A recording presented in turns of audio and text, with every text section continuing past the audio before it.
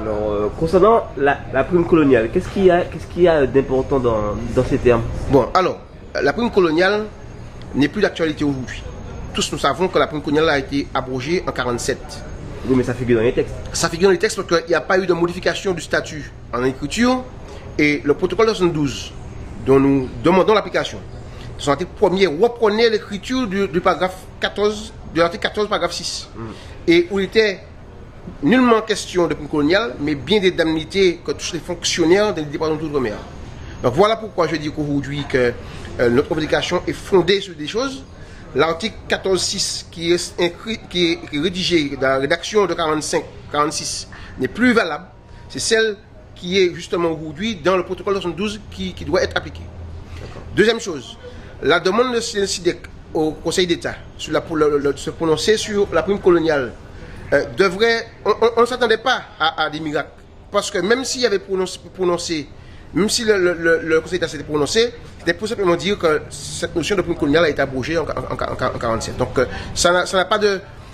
Les patrons le mettent en avant, c'est pour avoir du temps.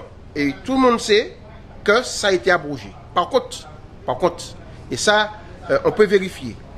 Le décret de 57 qui nous donne droit à 15% de plus, tout décret non abrogé est applicable. Aujourd'hui, le décret de 57 n'est pas abrogé, donc il est applicable. Donc on demande l'application du décret 57. D'accord. Vous avez un mouvement qui n'est pas très populaire. Qu'est-ce que vous pouvez faire pour que la population justement puisse adhérer à votre opposition? Je vais répondre trois choses. Je n'ai jamais vu de mouvement de grève populaire. La seule qui a été populaire à un moment donné, ça a été 5 février, qui a connu beaucoup de débats après, parce qu'aujourd'hui, elle est très impopulaire, quand on regarde bien. Aujourd'hui, nous n'attendons pas que les Martiniquais nous rejoignent dessus, même si nous avons œuvré pour la Martinique, nous avons œuvré pour les Martiniquais. Je veux rappeler l'obtention du fameux TPN, tarif pour nécessité, qui était appliqué en France depuis 2000. Alors que ce n'est que lorsque nous sommes partis en France pour le combat contre la filialisation des moyens de production que nous avons obtenu l'application en Martinique. Donc 5 ans après. Donc c'est bien cela pour les Martiniquais. Et il y a plus de 27 000 Martiniquais qui sont aujourd'hui bénéficiaires du TPN.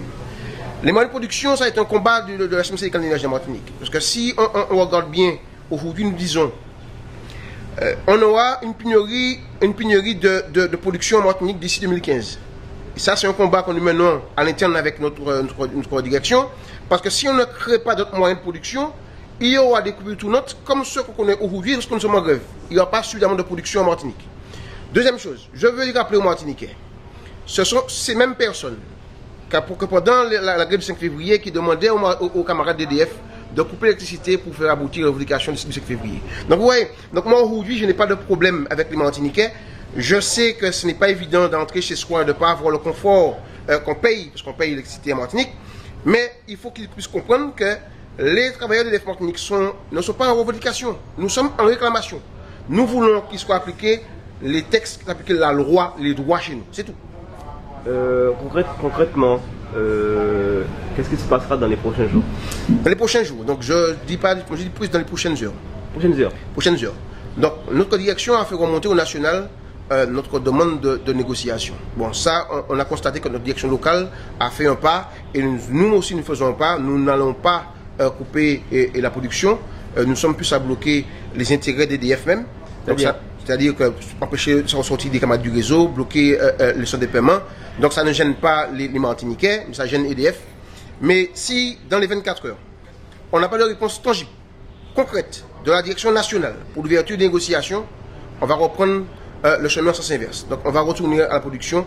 Je suis désolé, hein, quand les chauffeurs les transporteurs sont en grève, ils bloquent la route. Quand le boulanger est en grève, il ne fait pas de pain. Quand les fonctionnaires de l'éducation sont en grève, ils n'enseignent pas.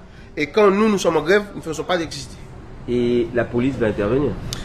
C'est un risque à courir et je crois que s'il faut arriver à cela, s'il faut que la direction puisse donner l'image de la police qui entre et qui tabasse les travailleurs d'EDF Martinique, ça sera peut-être ce qui va faire débloquer la situation et que nos responsables politiques martiniquais vont prendre nos responsabilités justement en se mettant en avant et demander à EDF justement de prendre les responsabilités, de prendre les mesures qui s'imposent pour que les Martiniquais ne soient pas pénalisés par l'entêtement d'EDF, mais de créer l'espace nécessaire à la discussion. Nous ne faisons pas de préjugés, nous n'avons pas de préjugés sur ce qui va se passer dans la négociation. On peut gagner comme on peut perdre, pas de souci. Mais qu'il y a la nécessité de négocier quelque chose. Après 20 jours de grève, ne peut pas préjuger de la suite des événements si nous aurons gain de cause ou pas. Par contre, ce que nous savons, si EDF ouvre les négociations, ce serait au moins respecter les travailleurs d'EDF Martinique.